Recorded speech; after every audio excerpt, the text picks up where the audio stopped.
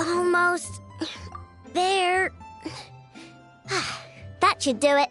Once Nefa wakes up, I'm treating myself to 3 whole slices of cake. Oh, hey! Are you here to play? Sorry, but I'm busy right now. Just give me a bit. I'll be done soon. And Nefa's fine, by the way. Just undergoing some routine maintenance. But a few days ago, Yehoda called her an unfunny, dum-dum, metal-faced lunkhead. Right before starting her maintenance, she asked me if I could upgrade her sense of humor. Yeah, glad we're on the same page. And Nefa's the best. Okay, I'm going to activate her.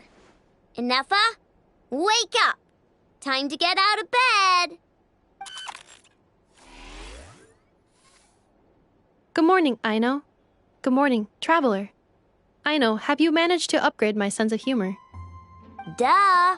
Such a trivial task is nothing to a genius like me. Now, time to do some testing to see if the upgrades resulted in any hiccups. Nefa, can you add more sugar to my crumb cakes?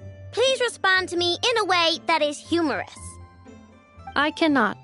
The more sugar I put into a crumb cake, the less sugar the crumb cake will have. What? The more sugar I put into a crumb cake, the more prone Aino will be to toothaches. The more toothaches she has, the less sugar she can consume. The less sugar she can consume, the less sugar I can add to the crumb cakes. Therefore, the more sugar I put into a crumb cake, the less sugar the crumb cake will have. Okay, that's not supposed to happen. Help me with another test, will ya? If it stays bad for a while, the traveler will crack a smile.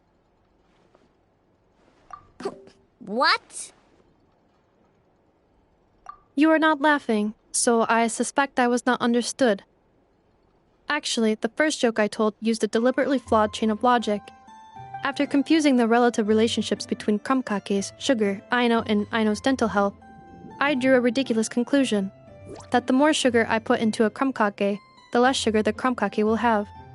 For the second joke, I used a rhyme scheme between the similar-sounding phrases, bad for a while, and crack a smile, to express humor.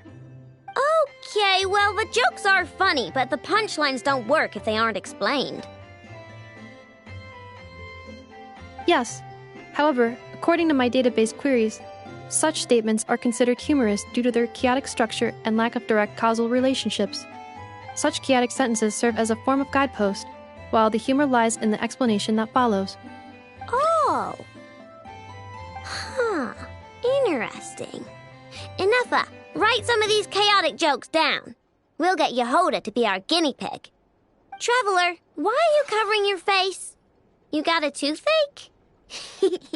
Have you gone on a sugar binge too? Huh? What's wrong? Don't tell me you're getting sick or something. Nefa, go make him something warm. Understood. Maybe he ate too many hara fruit, a type of plant from Sumeru. Huh? What do those have to do with any of this? Because eating them can make you feel horrifyingly cold.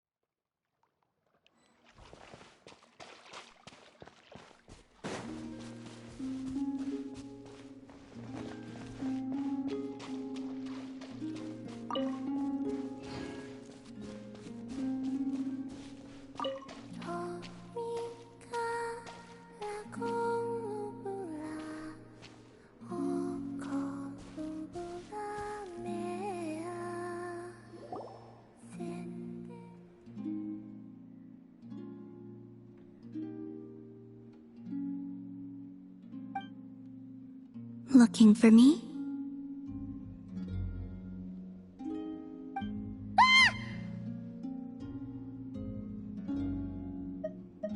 After sensing your arrival, I wanted to see how close I could get to you from behind. Because you had nothing better to do, or...? Is that how it seems? No different than when I was with the Fatui then. There was never much for me to do. The Tsaritsa only sought the power of the moon goddesses. I was never dispatched to see Xenosis or anything like that. Take walks, watch the moon, sometimes sing. But I came to do that last one less and less after Sandrone forbade it. She didn't like your singing? No, she praised it actually. But I had only recently joined the Fatui then, and she said my singing set the others on edge. Because, for those not in the know, it seemed like I was about to use some sort of power. Oh, Paimon can sort of understand that. Oh, and there was another reason. She said she did most of her research at night, so if I sang during the day, it would disturb her attempts to catch up on sleep.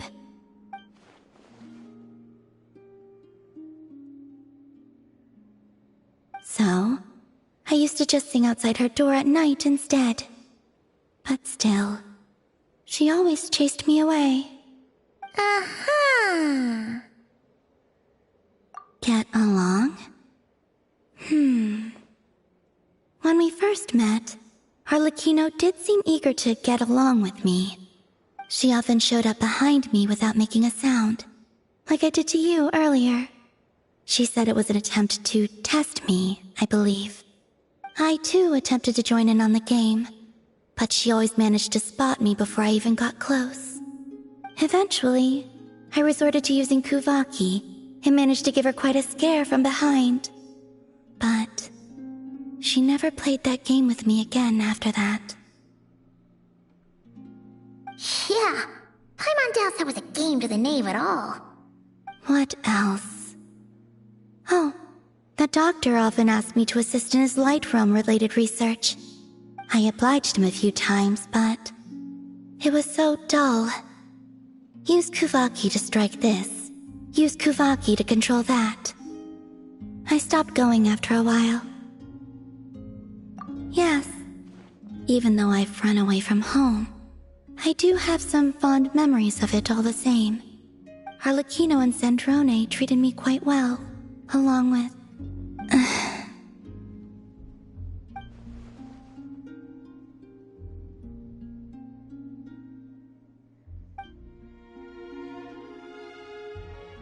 Give me your hand.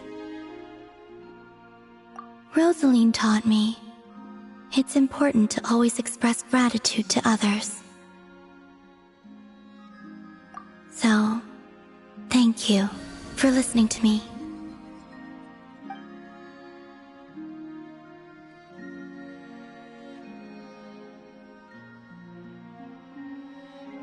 I believe that's enough for today. Whoa, that was sudden. Yeah, guess you're right. Well, let's not bother her then. Fierce whip.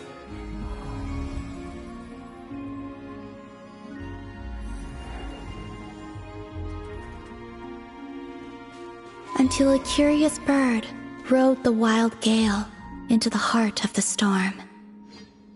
As it turned out, the roiling waves were caused by the snoring of a giant whale. And so the bird told the whale a tale of peaceful slumber, and from then on, the great sea was quiet.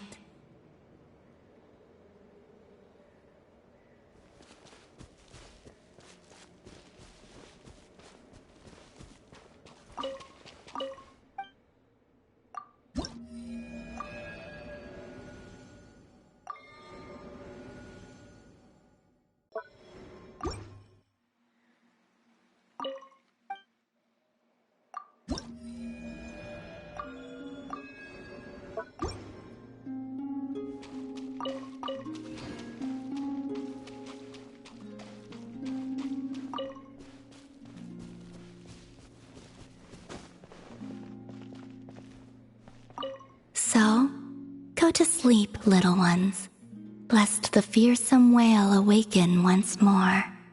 Kuhenki are an energetic bunch. Lulling them to sleep is no easy task.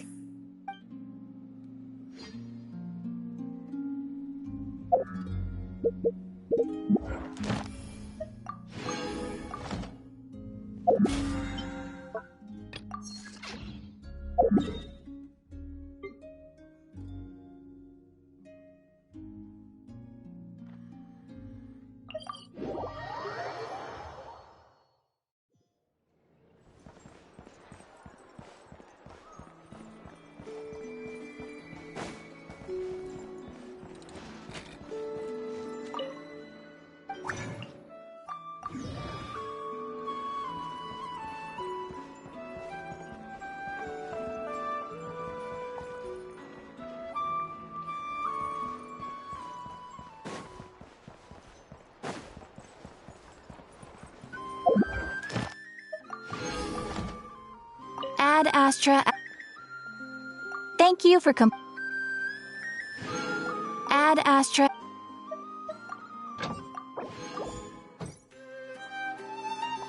Ad Astra.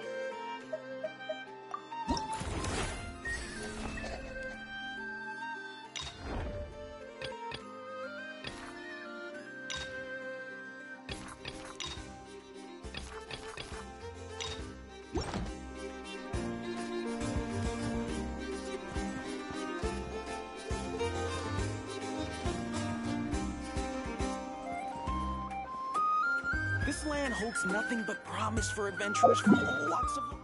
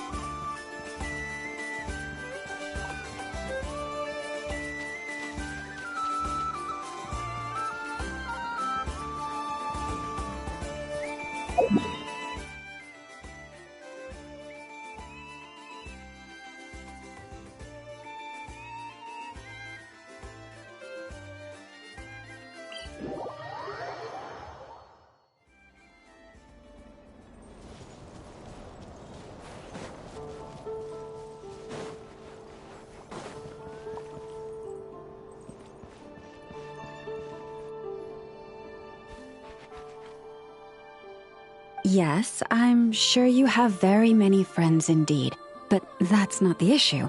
Even if you summoned every ibis on Hisi Island, I still don't think you'd be able to move the moon mirror.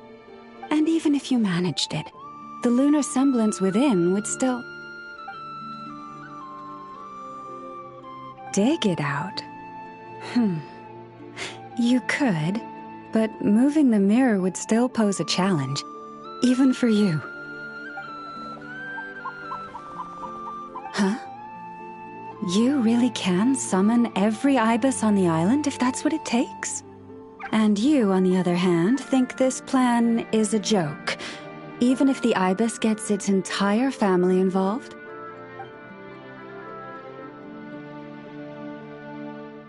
Wow! Things are really kicking off over here. Looks like we've got a weasel thief and a heated argument with a bird. We're plotting and scheming, to be precise. I'm told we have to get all our ducks in a row before moving forward on this job.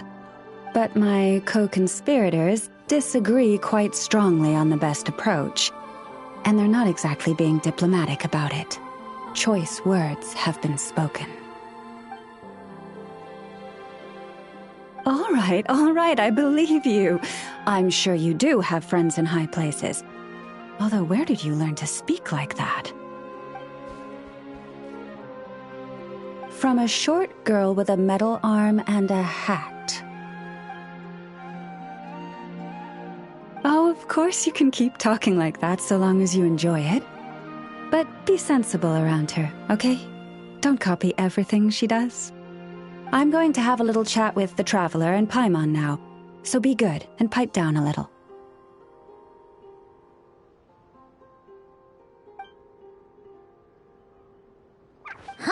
it really did quiet down. Being able to understand animal speak is so cool. Paimon wishes she had that ability. Trust me, Paimon, you would not enjoy it very much at all. Don't misunderstand. Nothing terrible would happen, and it doesn't drive you insane or anything like that. Although, that being said, I do sometimes find it quite overwhelming. I was overjoyed when I first discovered that I could understand animal speech, but I quickly realized that it came with a downside. This ability is always active, and I cannot control it. Oh. Yeah, that would be a problem. And if you can't control it, that means... Exactly. People say that listening to the bird song deep in the woods gives them a profound sense of peace and quiet that lifts their spirits.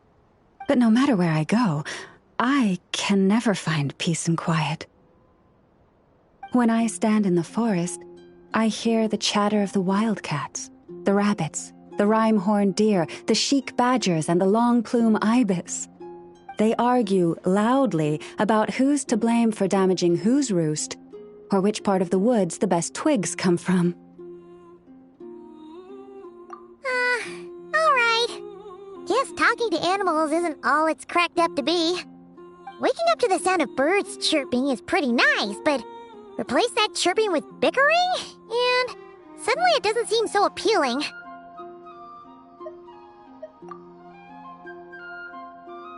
As for me, I've lived with it so long that I'm used to it now.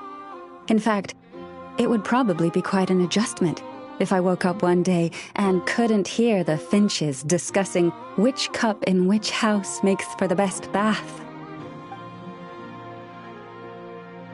Yes, plotting and scheming. Thank you for reminding me. I got a little sidetracked. Although, now that the traveler's here, we might just have the solution to our problem. No, just you will suffice. This job involves breaking into a storage room by undoing the seal created with the moon mirror by a previous moon chanter. But for someone of your talents, I'm sure it will be a simple task. Don't worry, I'm sure you'll be fine. Come, let's go.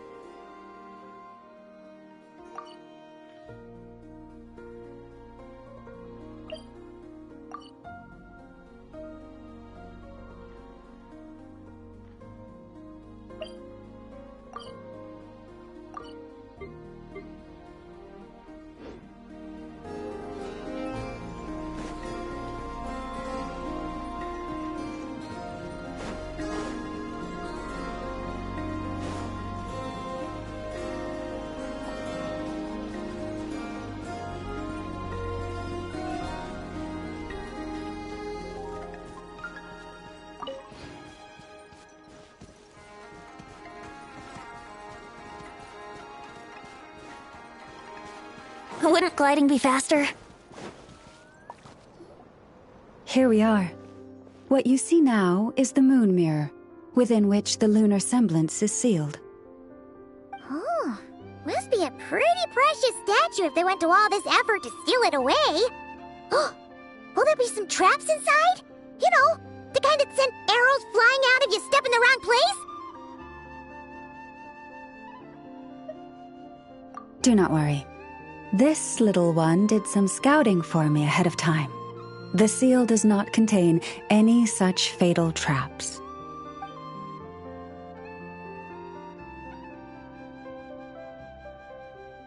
Oh, nice. That's good to know. And yeah, that sounds like a job for a weasel thief. That's true. Each time I ask it for help, I have to pay it one more the next time we meet. Huh, what a thieving little weasel! Oh wait, that tracks.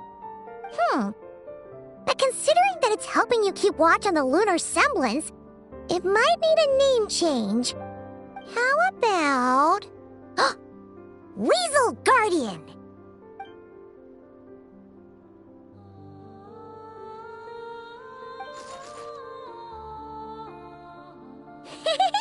Can't catch Paimon! Paimon can fly!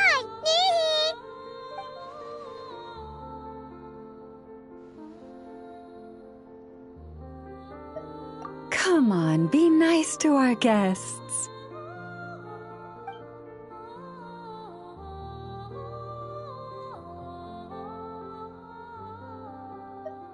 To retrieve the lunar semblance, we need to activate pairs of mechanisms in 2 different locations, so it's a 2-person job. If you head over there and take the mechanism on that side, I'll take this side. That won't be a problem. I have eyes in the sky. It will keep me updated on where you are and which mechanism is in front of you. Don't worry. All you have to do is follow my instructions.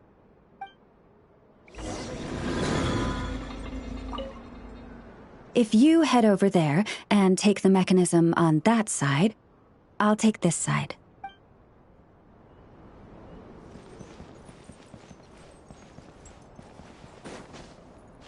Huh?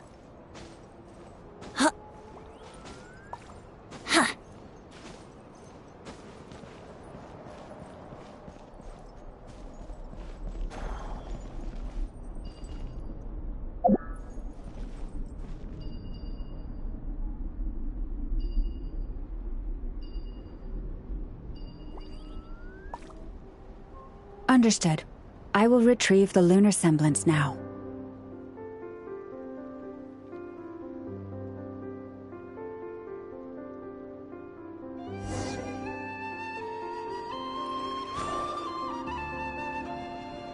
Wow! What a huge statue! Yeah, no amount of birds or weasels is shifting that. They probably couldn't even get past the mirror. So, Lalma, just how valuable is this statue anyway? In terms of Mora? Not much, I suspect. It's crudely fashioned, and the kind of stone it's carved from is found everywhere around these parts. But to the moon chanter of that era, and to the frost moon scions of today, it is a priceless treasure. If nothing else, I now have concrete proof of its existence. That's enough to confirm the reliability of several documents on the topic. To me, that makes this a very successful trip. Thank you for your help. I knew I had judged you correctly. The moon mirror posed no obstacle to you. And our little friend here was very impressed with your mechanism operating skills. What is it saying, Lalma?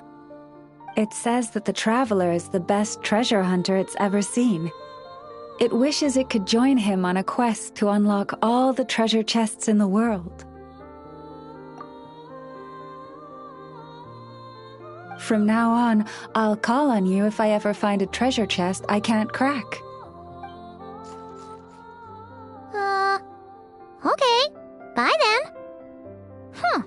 Didn't even give us a choice in the matter. Don't worry, it won't come knocking on your window every day with a Mora coin in its jaws trying to drag you off on a treasure hunt. And it certainly won't be visiting your room in the dead of night, moaning about locks it can't pick. Uh-oh. We better make sure to lock all our doors and windows before we go to sleep tonight. Relax. That weasel's only a child. It means no harm. It's just more talkative than most. All right, let's head back. It's almost time for dinner. Oh, and we still need to figure out how to get this statue back to our library. It seems like I'll need a little help from my friends, after all.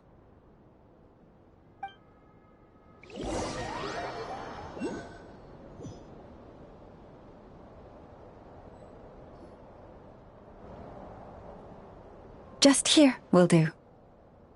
Oh. That all went down without much fanfare. Paimon was expecting something exciting to happen once we put it down. Well, it's just a plain old statue. A historical relic. It doesn't hold any kind of mystical power. The real value lies in the stories behind it. My job is to dig those stories up, wherever they might be hiding, verify them, and then share them with the people. Cool. Well, it's a good thing we got it back here in one piece. Indeed. And you two have my thanks for that. Please, take these fruits and quench your thirst. I had the animals gather them in the woods. And after that, forgive me, but I have another request to make of you. I apologize if this is presumptuous of me, but I've seen how well connected you are, and I've heard of your many travels into secret and forgotten places. On your future travels, if you ever come across any texts about the Frost Moon Scions, could I borrow them and make a copy with which to enrich our library? You have my sincere gratitude on behalf of the Frost Moon Scions. Oh boy. That was some seriously tasty fruit. So much better than Paimon's used to. These animals have lived their whole lives in this forest. Naturally, they're the ones who know where to find the best fruit.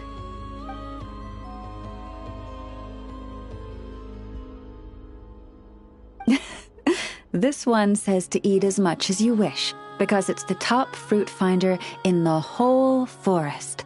It'll fetch some more right away. Awesome! Thanks so much!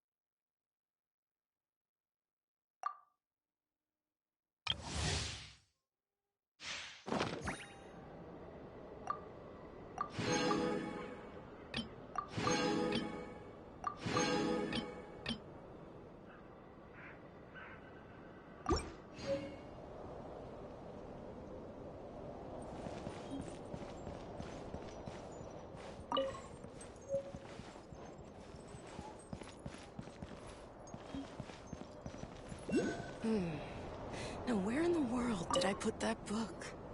Hey, Wilma! We're here to visit! Yeah! Boxes piled up everywhere, some of them opened up, loose items strewn all over the floor. Huh. Isn't this supposed to be a library? Look! Wilma's over there talking to a weasel thief! What are they plotting this time? Let's go see!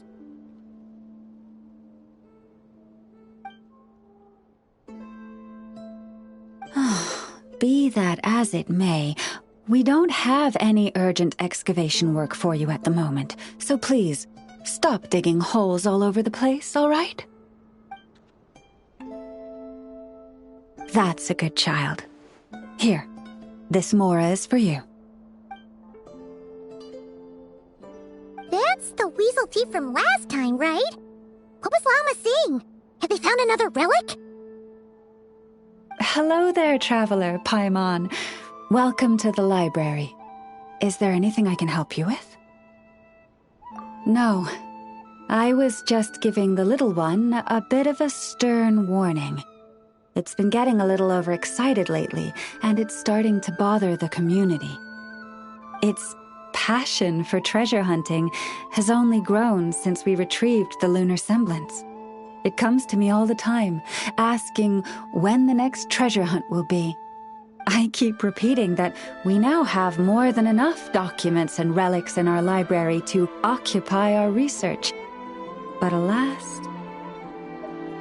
Yes, but it doesn't quite understand what constitutes a relic, so it simply digs up anything that seems valuable and drops it off here. It has at least promised me that it won't go digging around again, but there's already a big backlog of items from previous digs. There's no way around it. I'll just have to go through and sort them, one by one. Sorry, you two. I'm afraid I won't be able to accompany you on your sightseeing today.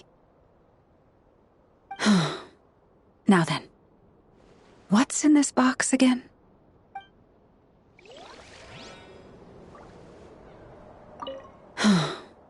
Now then, what's in this box again?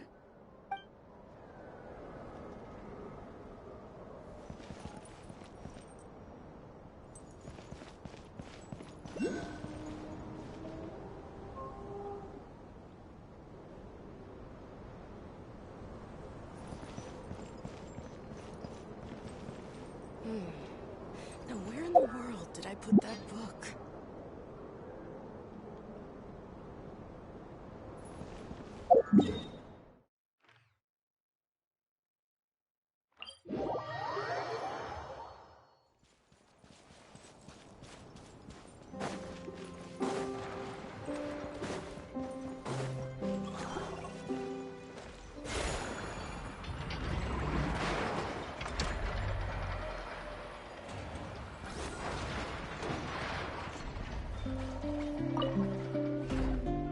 Weird.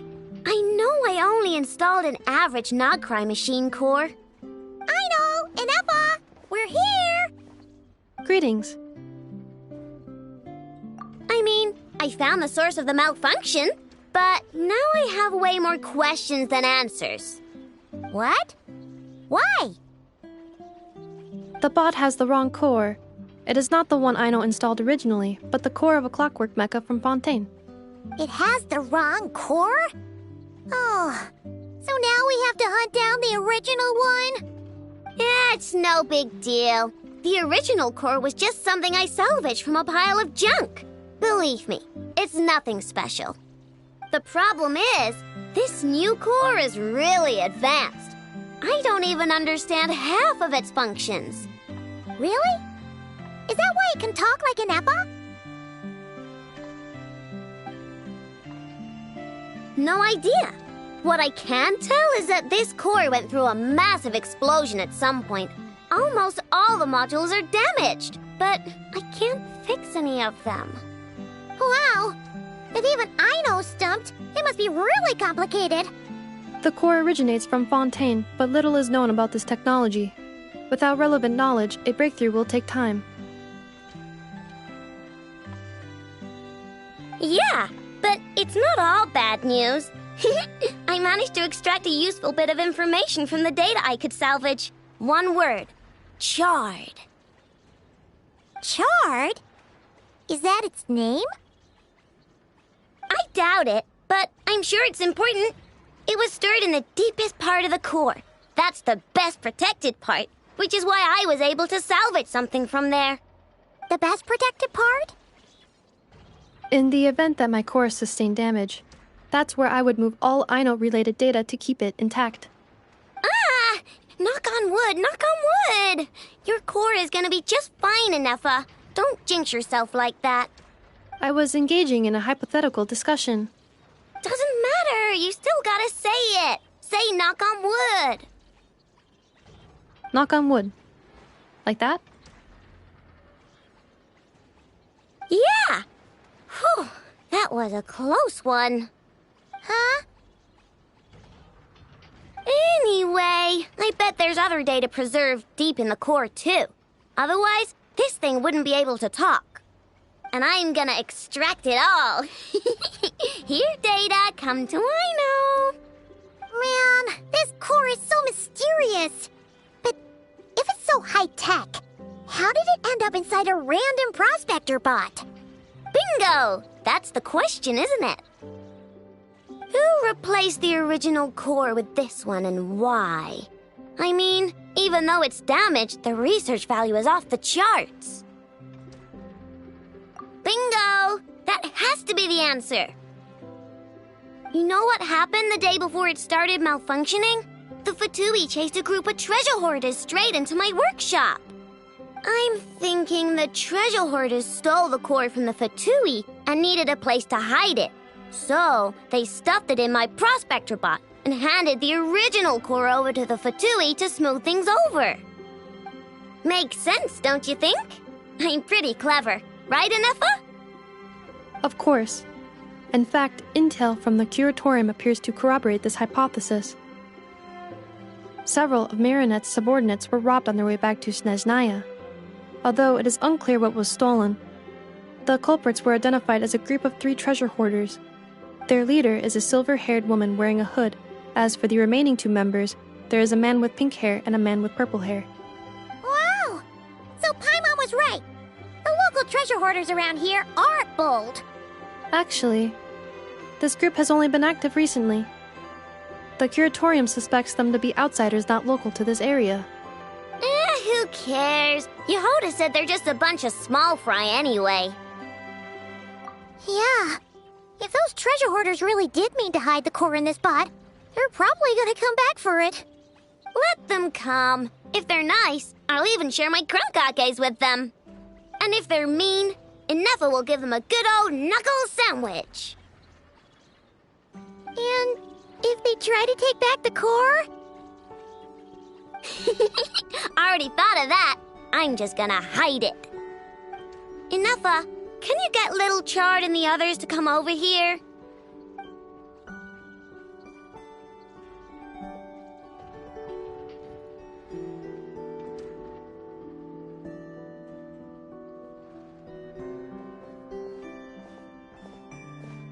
Okay, hold on to your hats.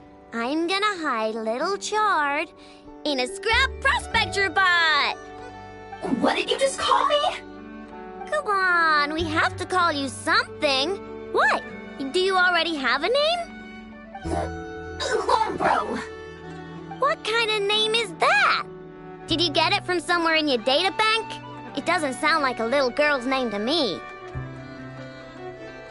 Oh, so use Lombro as a last name. Huh, I kinda like it.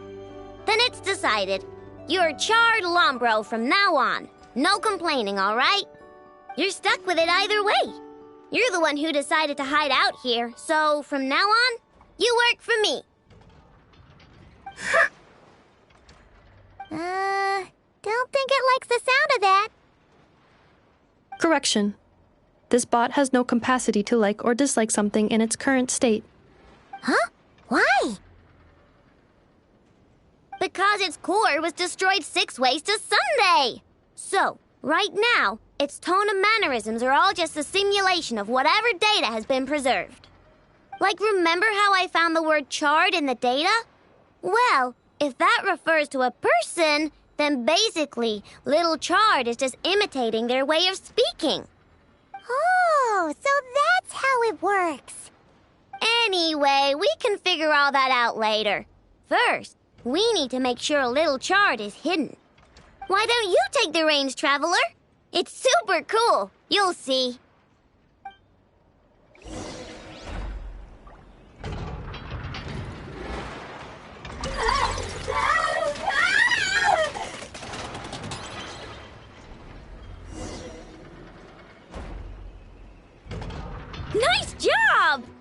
got some engineering chops, that's for sure.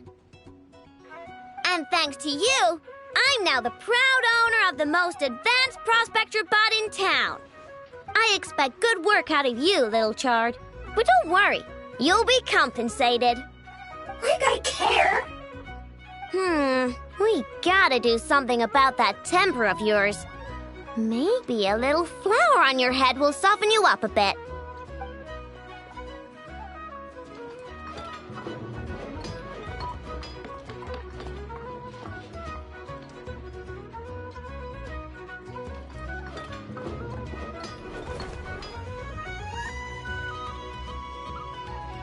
There, much cuter. Oh, that reminds me. Traveler, Paimon, if you ever pick up stuff you have no use for, like screws and nuts and things, just bring them to me. I can make them into flowers or use them to upgrade my console. Oh, and I don't expect you to hand them over for free. I pay good prices for scrap. You're gonna want to stop by every day. Deal? Awesome! Turns out Ineffa was right all along. Everything is gonna be all right. Good luck out there on your travels. I hope everything goes all right for you, too.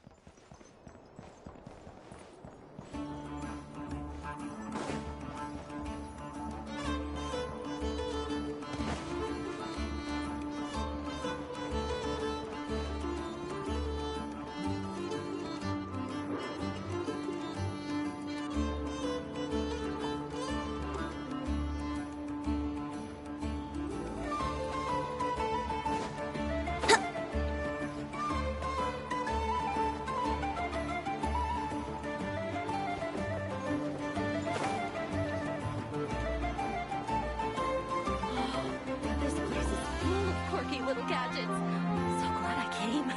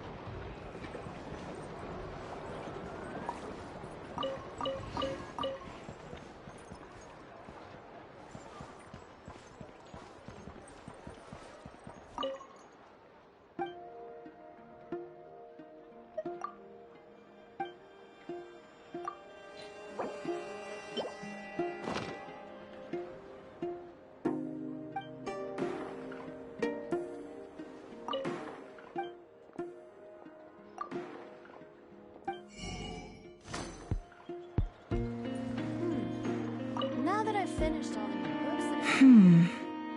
This book looks good. I'll take it. Wrap it up with the 2 from before. As you wish, Miss Nefer, though. And do forgive my forthrightness. The author of those other 2 books really shouldn't be relied on. Even in the Nasha Express, he stands out for how much he likes to run his mouth. Here, look at this. The art of reading others, and then the art of social intercourse. He doesn't even dare use his own name. Don't worry about it. I'm buying them for that young madam I have working at the curatorium. Hopefully she might learn a thing or 2. Sure, a little light reading won't hurt her. She's so brash and reckless. Why, I can barely send her off on any critical work without feeling ill at ease. Yes, and wouldn't it be interesting to see who's more unreliable? This author or Yehoda? If it turns out to be the latter, well, that would be quite the headache. I'll probably need to encourage her using some other incentive.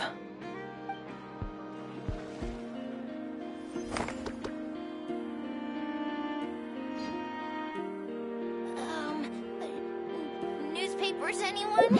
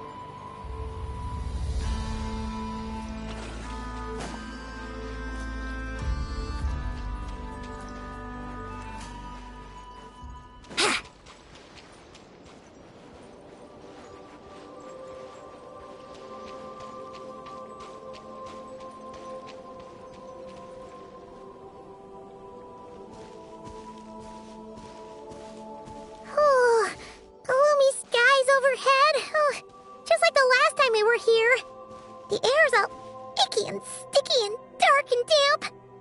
Whew, we didn't get a good look then. Oh, Paimon remembers there's that really tall tower.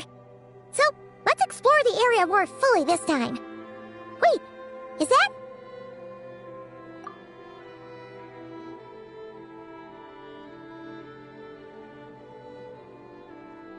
Ah, good day, you two. Assuming I don't have the time wrong.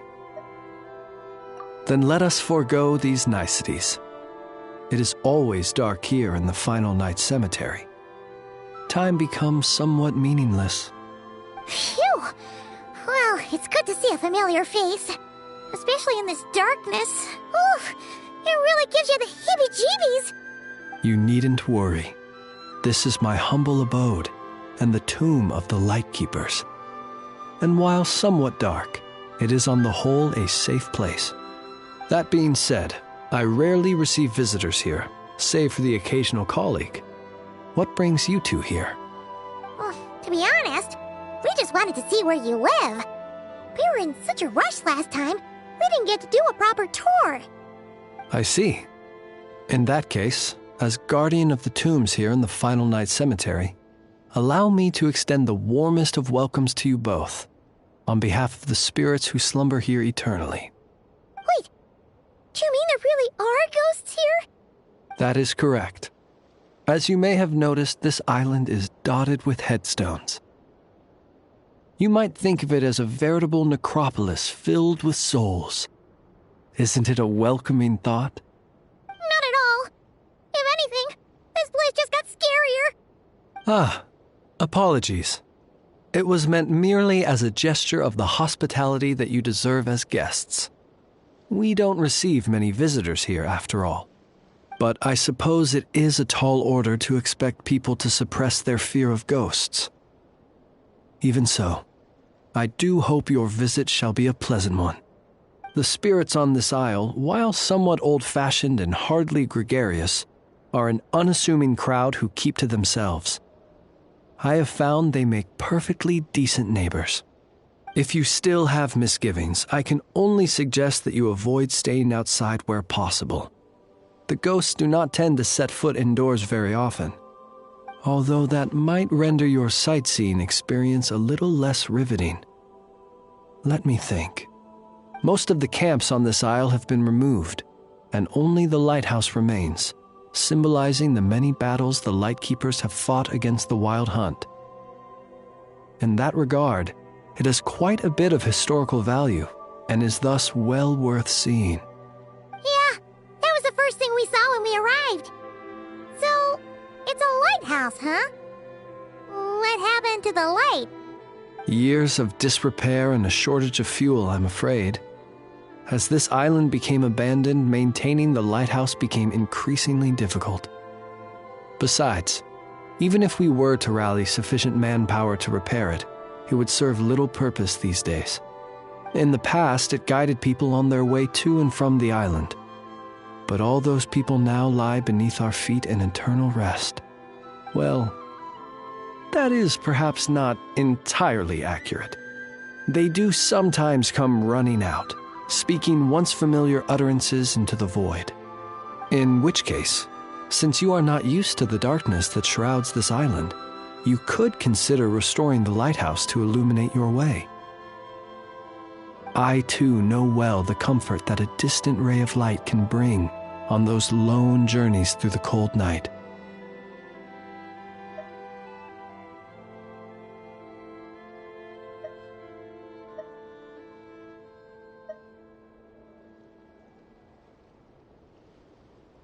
Speaking as a lightkeeper, we no longer need the building all that much, and I am under no official obligation to maintain it. And personally, I am more partial to the night than the day, so I find myself quite comfortable here in the dark. Besides, I have a lantern of my own. I would rather tend to that than rely on a more distant warmth. As such, you should have no issues using it, so long as it helps you. I believe there should still be some backup fuel for the lighthouse stored in an old tent to the north. That should be enough to serve your present needs. And if you should need to find me, I will be in an underground basement on the north side. That's where I will be sorting through my reports. I will meet up with you once I have completed my urgent tasks.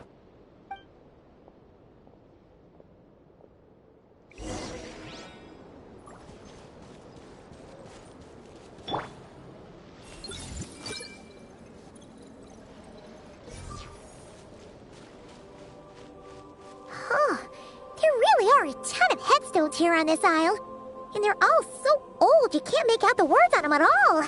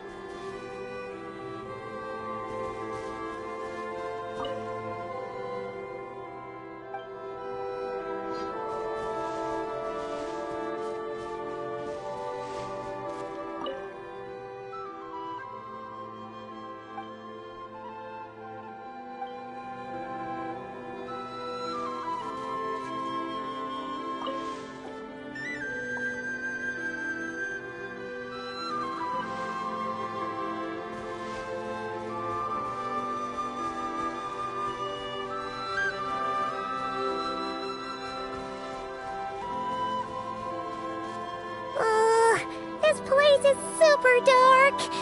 Feels kind of stuffy, too. Huh. And there are ghosts over there. But we'll be fine, right?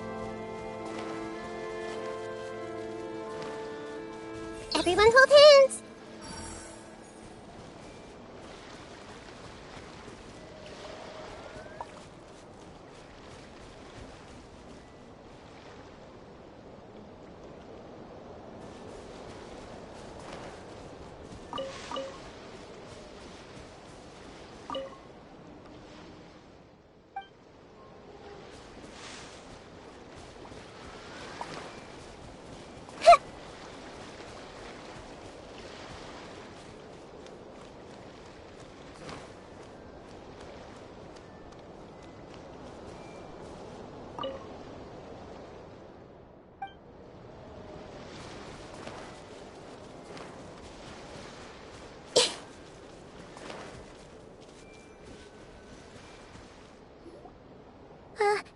Either way, let's try not to get their attention.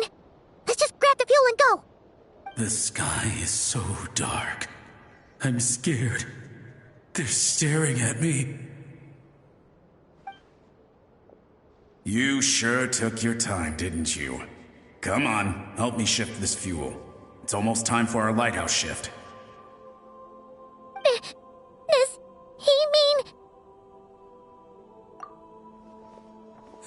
Look at you, shaking like a leaf.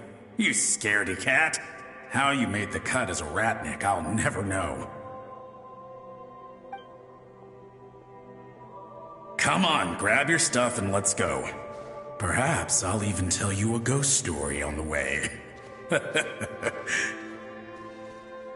What? A ghost telling us ghost stories? Wait, hang on. Was he just trying to scare us? You ever heard of the blue fire? As we all know, when you're out walking out at night, you should never look behind you, and never look all the way down at the ground. Always look ahead into the distant skies. Well, that's because the Wild Hunt watches us from the darkness. They wait for you to lose your way in the fog, and then, when you're at your most vulnerable, they come and take your life. That's why it's dangerous to travel alone in the dead of night. But sometimes, if you're lucky, you'll see a blue lantern shining out in the darkness. They say it only appears if you've run into the Wild Hunt or if you can't find your way at night. Either way, if you ever see the blue lantern appear, you must remember to follow it. Don't ask me what it is, because I don't know. My granddad says it's one of the Fae that used to live in Nodcry in ancient times. But it could equally be the ghost of one of our fallen warriors. One who truly hated the Wild Hunt. Whatever it is, the Blue Lantern seems to be on our side. The side of the Light Keepers. I'll bet that's why the Starshina wants to make offerings to it on the island.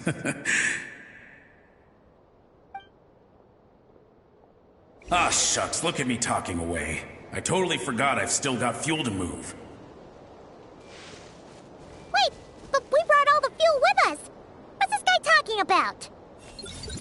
All right, I'd better get back. See you later, scaredy cat. It's nearly time for my shift.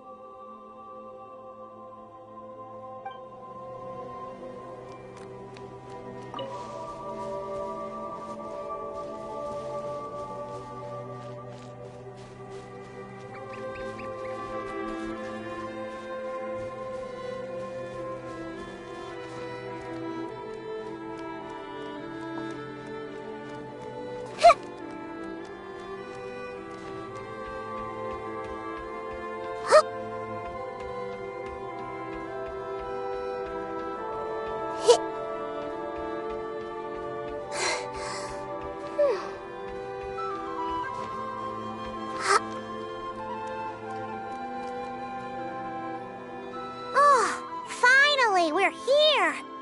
Let's find where the fuel goes and pour it in.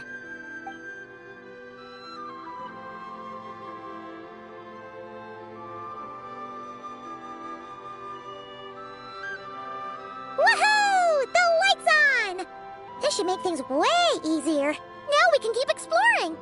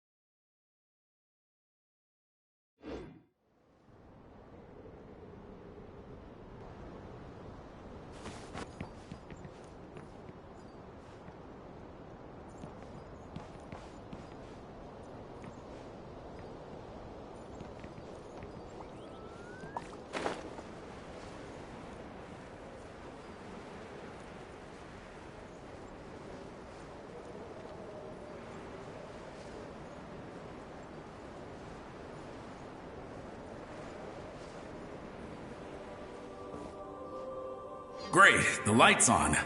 Guess I won't have to worry about moving fuel anymore. Hey! It's the ghost from before who was talking about moving fuel. What's he doing over here? The Wild Hunt came. It passed through all the graves.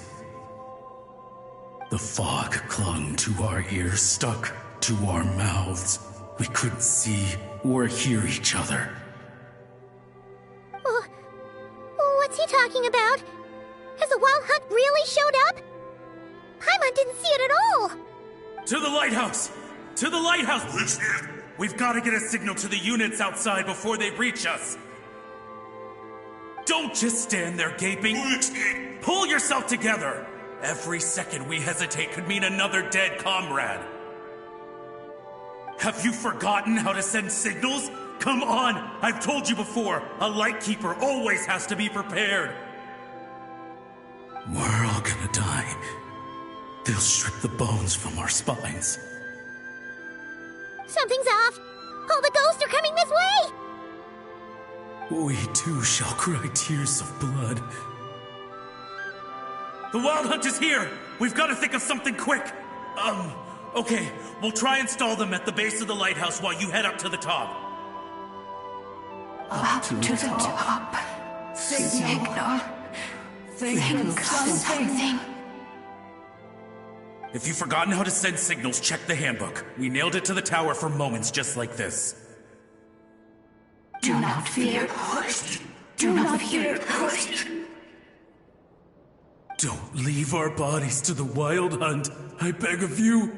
That is no way to die. Death. Wild Hunt. Go to the lighthouse. Oh, the ghosts have surrounded the tower. Should we do what they're asking? Sounds like they need us to head up, find the handbook, and use the lamp to send a signal out. Lighthouse. Hope. Everlasting night.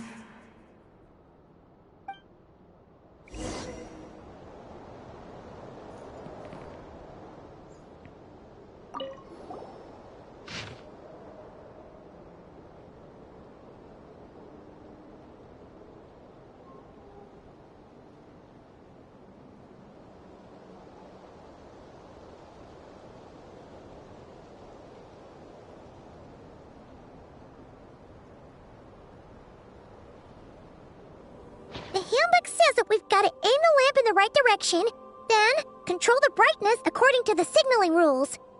There are 5 signal types: distress, warning, guidance, summoning, and all safe. Huh. The part that describes the warning signal is illegible, so let's try one of the others.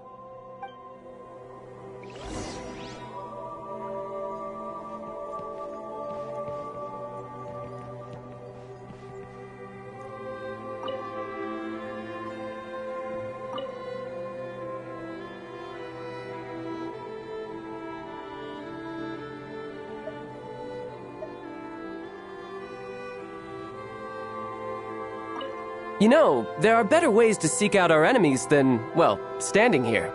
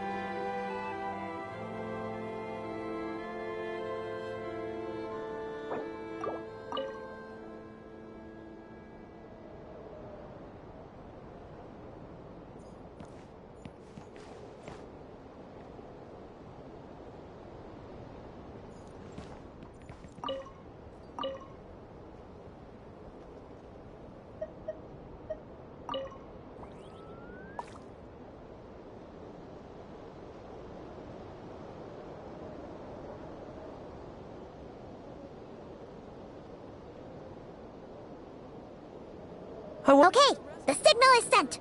Let's go check on the ghosts.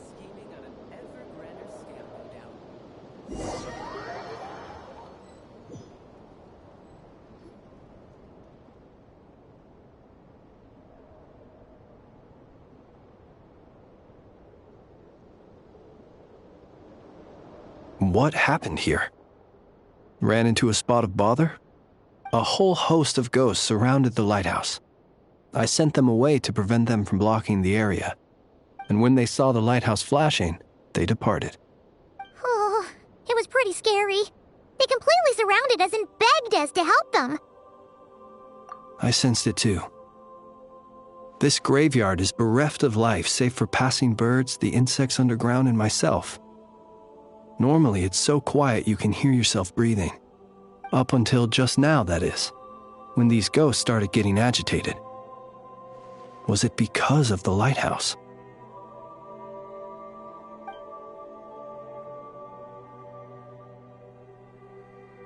They asked you to send a signal out. How peculiar. In my experience, they have never coerced or harmed anyone in any way. This can only mean that lighting the lighthouse has somehow caused a change in them. I must say, this is quite out of the ordinary. The ghosts here tend to stick to fixed areas and repeat words and phrases that meant something to them in life. But now all eyes are on the lighthouse. They have a rather indistinct appearance, but when they fix their yearning strongly on a specific place, I can sense where their cold attention is directed. Consider it a natural talent of mine. As to the cause of this behavior, I do have a theory. Ghosts are the echoes of living souls, a portion of their thoughts and memories that, for certain reasons, fails to enter the ley lines at the moment of their death, and thus they linger on the surface.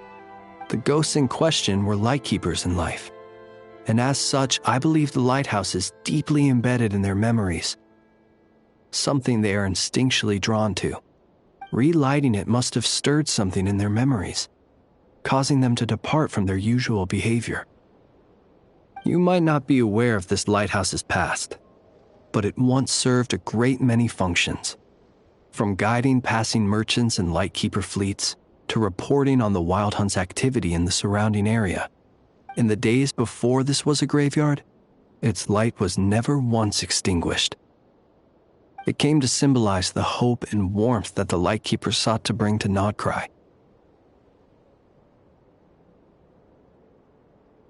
But alas, the light of this historic outpost was snuffed out in a conflict against the Wild Hunt several decades ago. According to our internal records, that conflict cost the island 90% of the troops stationed here. The Starshina of that time eventually decided to send a warning signal to the outside. Wait, a warning signal? So, they didn't use a distress signal and call for help? Indeed. The warning signal saved the nearby merchant fleets and patrolling lightkeeper ships. Without it, they likely would have been pulled into the fighting with little knowledge of the situation. But at the same time, this signal also cut the troops on the island off from any possibility of rescue. The Lightkeeper Oath contains a line that goes as such: "Our bones and blood we shall use as fuel. We shall make life greater than death." It is a line that strikes at the very heart of our principles. Should we find ourselves at a great disadvantage, we are to prioritize the preservation of life and ensure humanity's long-term survival. After all, the Wild Hunt is a never-ending threat, while our numbers are limited. This principle is most cruel to those who must sacrifice themselves, and yet, most of us willingly abide by it. Shoot! So we sent out a distress signal, but what the ghost actually wanted was for us to send a warning signal, right? You feel you unwittingly did something wrong? No, I don't think so. Ghosts are but the memories of people that once were. You may have stirred up those memories, but that is all they are. Those to whom they once belonged are long gone. Still, I can see that you're concerned about them. And truthfully, so am I. If you wish to find them, just follow me. Ah, yes. And please do not be alarmed by anything strange we may encounter along the way.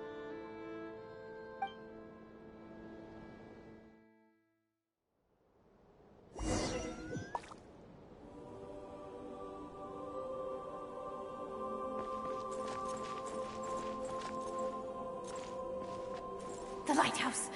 It's lit. The Wild Hunt. The Wild Hunt is attacking. To arms!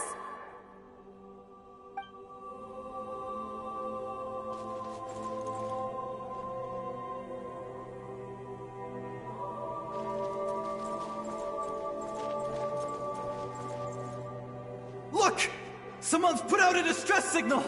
Reinforcements will arrive from the sea soon! Hold steady, everyone! The coast then. But on which side?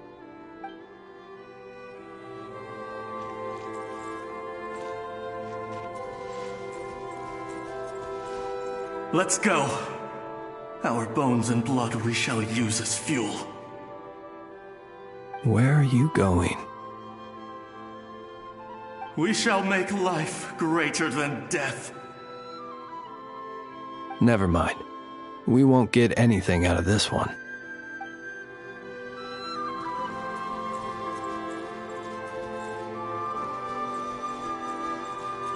It's too late. There's no point calling for help now. Even if reinforcements from Pyramida do arrive from the north, they'll only end up as fodder for the Wild Hunt, just like us. The north it is, then.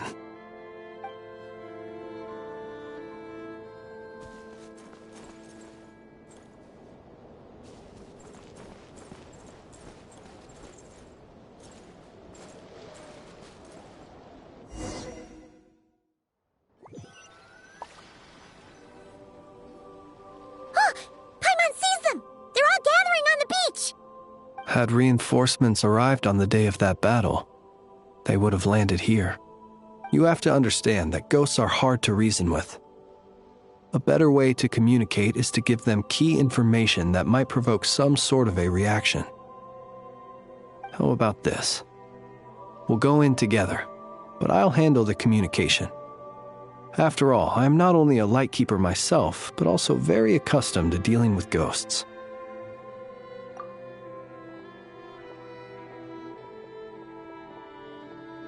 Don't come near us. Don't try to save us. Help is on the way. The Wild Hunt is coming in too fast. There's no time. Let us stay here and take them down with us. This place will be enough of a graveyard by the time the night is through. Don't send more people to their deaths. So you don't need rescuing? No, we do. Please, save us. We can't hold on much longer. Everyone else is gone, and we are lost. What more can we do? Please, someone, anyone save us. Ignite the blue lantern. It will guide you far from the Wild Hunt. The blue lantern cannot bring back souls from the dead. Even if you light him up, it will be too late. He can help you destroy what remains of the Wild Hunt, but he cannot save you.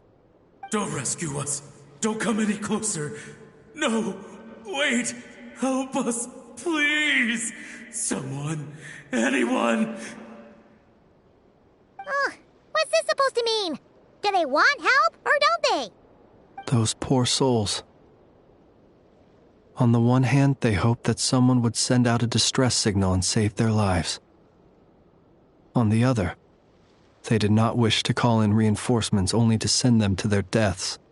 And so they sought the help of the Blue Lantern spoken of in local legend. And indeed, one such lantern was still preserved on this island. That ought to have been their last hope in a time of desperate need. But to my great regret, it is of no use to them now. Will any other horrible things happen? They will recall the unfathomable suffering they experienced in their final moments. I will do what I can to comfort them. We shall part the snow curtain of the sky and blast the winter winds across the wasteland. We have sworn an oath, and so we must fight to the end. We cannot wait for them to come. We are the last ones. Pick up your weapons. We are the Light Keepers, who shine the eternal light of hope into the endless snow-swept plains. Wait, Fritz! It seems like these ghosts have rallied. Again, they are but the replaying memories of once living people. It is not the ghosts who have rallied, but the Lightkeepers who fought to the bitter end. Viewing the world through human eyes is like looking into a kaleidoscope. It is so complex and yet so beautiful. The sorrow and reluctance in the face of death, the longing for a life of peace and stability, the surprising valor that wells up in the hour of despair. If it were up to you, traveler, would you wish to do something for them? Is that so? A response befitting an adventurer of your caliber. Personally, I do feel inclined to do something for them. To help these shadows of the heroes that once were forget the death that will soon be upon them, and return to their slumber. In time, the memories and yearning of these ghosts will fade, and slowly return to the ley lines.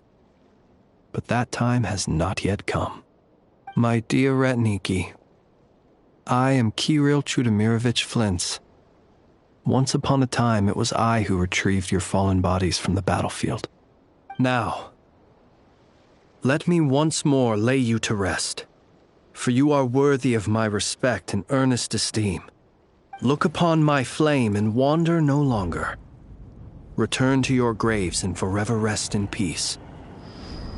6 feet under may you slumber in your erstwhile homeland, and in sweet dreams return to the ley line's embrace.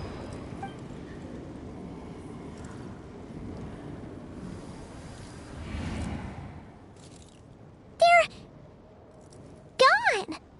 Some of their memories and thoughts have been dispersed. The rest will later return to their usual state.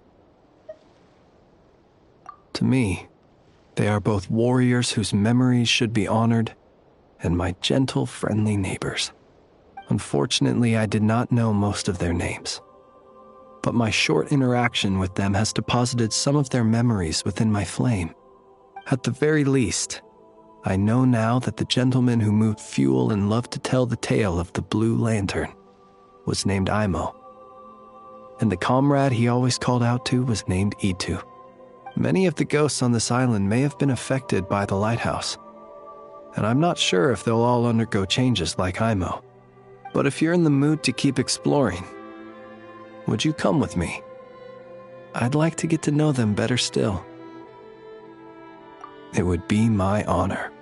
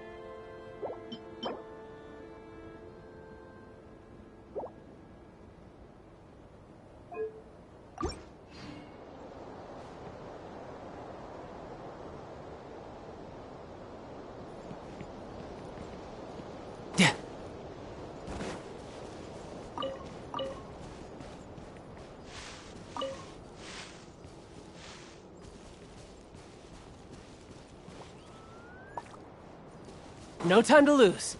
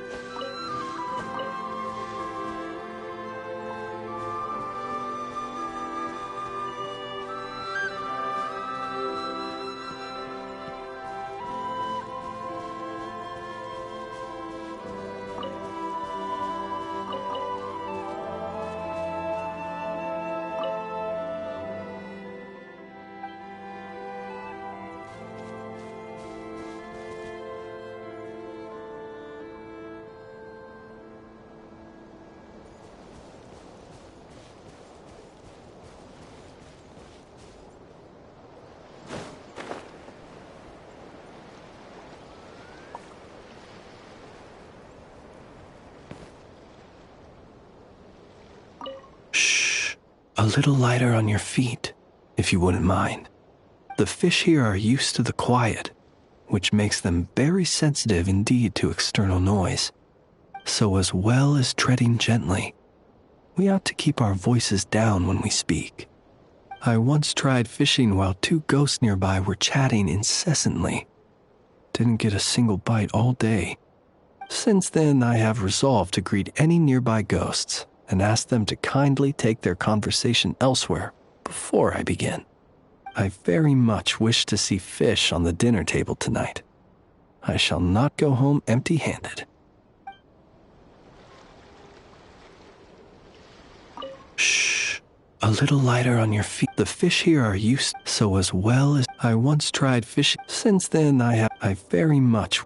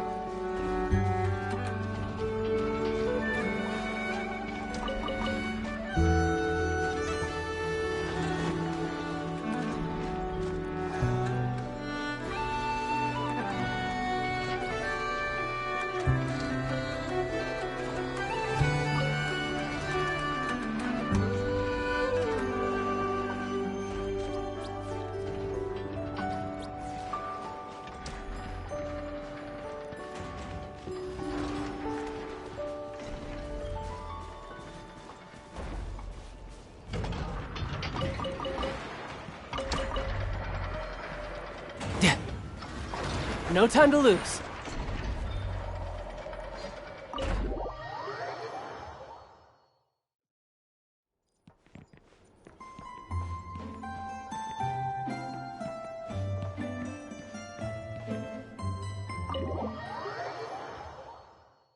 Save me.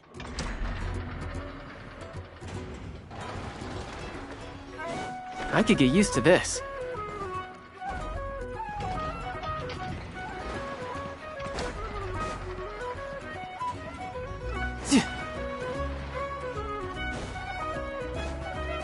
Save me.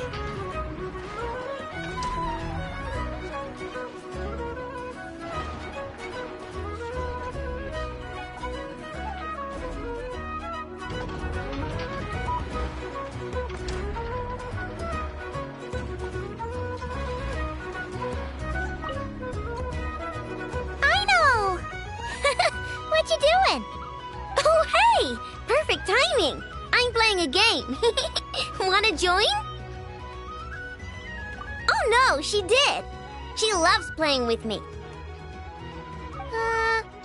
Then where is she? Here.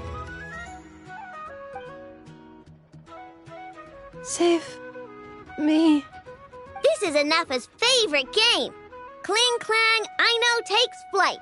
She says it helps expand her horizons and exercise her joints. But she's calling for help. Oh, that's just for fun. Here, watch this. Anafa, time to go home. No. I want to keep playing. Save me.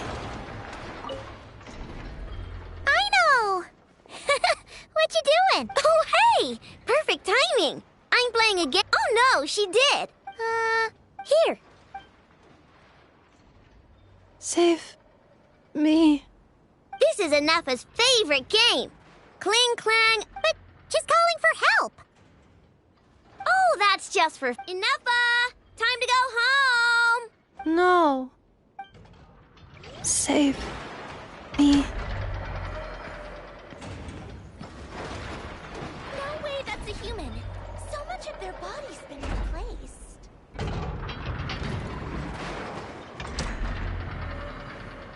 But surely that wouldn't be a human. If even your head's mechanical, then...